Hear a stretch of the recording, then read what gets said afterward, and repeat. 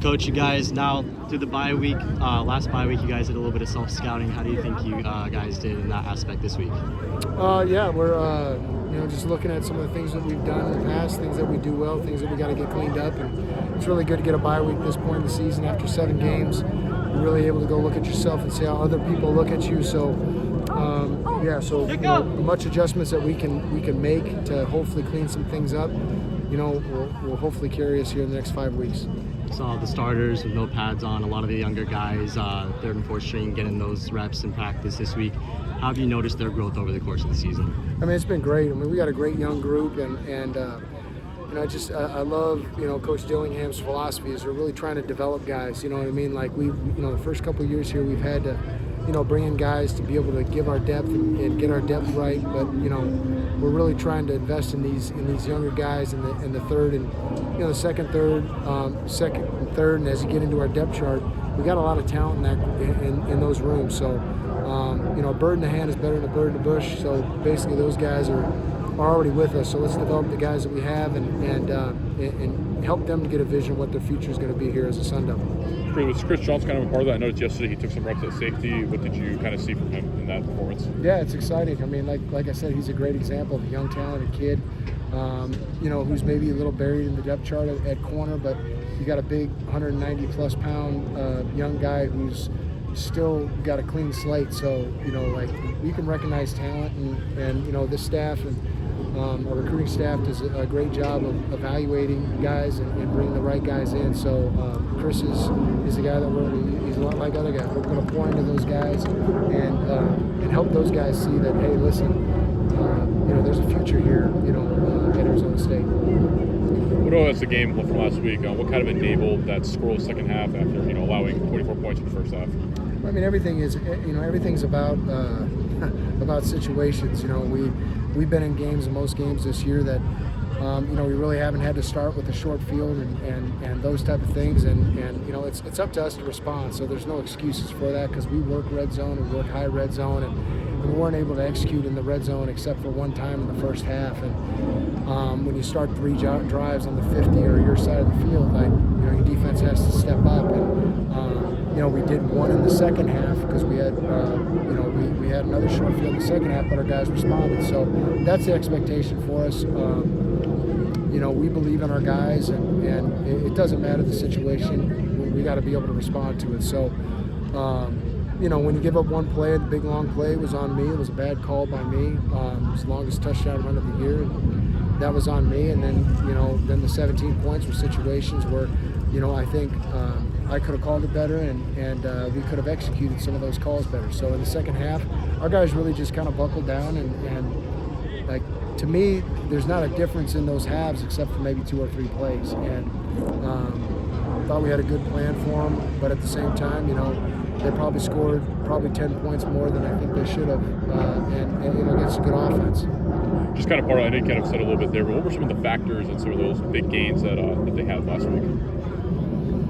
They only had 5 explosive plays total. So, they had one big play, and it honestly was a bad call. It was, it wasn't a great call by me in that situation. And I didn't put our guys in a great position to be successful in that play. So, you credit to those guys. Our guys played hard. There wasn't any other explosives that ultimately led to points for them. So, we played at times very solid football, and then times where situations where games come down defensively to situations that we need to either A, I need to call it better, and B, we need to execute the calls that are the right calls better. You guys are now a little over halfway through the season. What have you noticed from your defense as a collective unit and their progression in playing together? They play really hard, and they're unflappable. We've been down by 2 scores, and Coach Reynolds, our D-line coach, said it best. He hasn't been around in his career, and I haven't experienced it because I'm not down there. He hasn't experienced a group that is this unflappable. I mean, there's no freaking out. There's no guys losing their cool on the sideline. There's guys just say, let's get back to work, and that's testament to the guys. They believe in what we're doing, and they also believe in how they're being coached, and there's no gray area in terms of what the expectation is. So got a great group, and I'm excited to see how we can close the season these last 5 games. With this bye week too, a lot of freshmen kind of seeing some reps. We saw Image today get the pick, and then we've seen Martell Hughes get some 11-on-11 reps. And he's been a guy too that's been available on third downs. What are you kind of seeing from those two guys and their kind of ability to perform and kind of make their way in the two deep as freshmen? Got special freshmen right there. I mean, it's one, I got to bring it up again, just great evaluation. Two, and they're exactly what we recruited. We thought, what they were going to be when they came in as freshmen. We thought those are two guys that could potentially help us right away, and both those guys have. So I'm just really excited about their development, and that piece is really the critical piece. I mean, I talk about guys being comfortable in the system and comfortable with calls. I mean, that's where guys separate themselves in terms of their development and their progression throughout their careers. Guys that jump around and find new coaches and got to get into new schemes and do those things, they never develop and they never hit the ceiling the way they should. And then they wonder why they don't get drafted or don't make NFL teams. Is because it really is about development, and especially from a defensive standpoint. And watching Rodney and watching Martell, just those guys and what their futures are going to look like if they stay the course. It's their potential is off the chart. What are kind of the attributes that you identified with them early on that you feel like make them available like that? Some things you saw in high school that maybe stood out?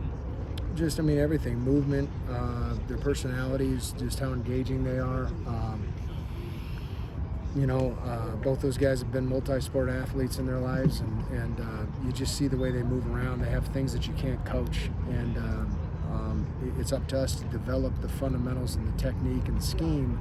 But in terms of athletically, there's just they're going to be pretty good players. What about Platt Johnson? What did you see from him through his first year football? Yeah, he's same type of kid. Just really excited about his future. And great athlete. The thing that he has is he has a dog to him. He has a mean streak, and that's what's exciting about Platt. Same thing too with Kai McDonald. He's the guy who's kind of worked his way into that two deep. What are some of the things that you've noticed with his game? High football IQ. And he's very he digests. Stillwater's run deep with him. He's a little bit quiet, but you can tell he's a thinker. He's a processor. Comes from a great program, and a guy that played every position in high school. So he just understands just little things like spacing, how to move, when to move, just things that you can't teach. He just has high football IQ and high ability to digest information. What about Keith Abney too? It seems like he's had pretty successful last few games, and he's had some lows this season. What have you seen from his development and the way he's been able to kind of bounce back from some of those low points this season? Yeah, I haven't seen any lows from him. I've seen just learning experiences, and when you're playing corner, sometimes you're going to be by yourself, and sometimes teams are going to make plays. What's so exciting about Keith is he's kind of like he's made of Teflon. I mean, he's not affected. He's unaffected. He comes back and make a big play the following season. So, when you look at corners, a lot of people are going to look at one or two plays, and with him, just his body of work, his ability to get us into the right coverages, the right coverage adjustments, his savviness and recognizing motions and anticipating formation adjusts, all those things is what makes Keith special. And he doesn't have any one specific quality that makes him different, with the exception of just high football IQ. Javen was banged up last game. He couldn't finish that, and assuming if he couldn't play against Oklahoma State, how do you feel about LT Welsh filling that void? Yeah, experienced guy that we brought up. He came in. He played, I think, 43, 46 snaps. He did exactly what we expected him to do, and he really filled that. He filled that void, leaving Javen. We moved Keith out to the field and moved LT into the boundary, and he really did execute really well. And finishing that game in that fourth quarter without two of our starters in the secondary really is a testament to where we're at in terms of our depth. We have guys that we trust and guys that are engaged and guys that believe in what we're doing. Previously, you stated the goal of 40 sacks in a season, and that obviously requires a lot of pressure from up front. What have you kind of noticed from the pressure, and what are some of your takeaways? Yeah, I mean, that's an area that we can improve, but you can also see teams are definitely planning for our ability to rush the passer. We're getting a lot of 6- and 7-man protections, whereas our adjustment last week was playing more coverage, so we eliminated the explosive passes. We didn't give up an explosive pass to Cincinnati, which was a team that lived and died off explosive passing games. So it's a cat and mouse game, and I got to be able to call pressure when I think they're going to give us bigger protection groups. And at team like that we saw that they just said, hey, we're not gonna let you hit our quarterback no matter what. We're not gonna get 5 out and 4 out concepts. We're not gonna go 6-man protections, and we're not ever gonna go 5-man. We're gonna go 7 and 8-man protection. That's the byproduct of that. So how are you gonna play it? You're gonna try to get more guys out so you can create an explosive passing game, or you're just gonna protect your quarterback and trying to manage the game from that standpoint, and that's what they did. So I think we're affecting the quarterback, and we had 3 sacks the week before against Utah, and we are affecting the quarterback when we want to. Talk about a little bit there with the secondary not allowing some of those bigger plays. What do you feel like are some of the factors that have kind of allowed that to happen? Belief in our system and execution of our plans. Okay.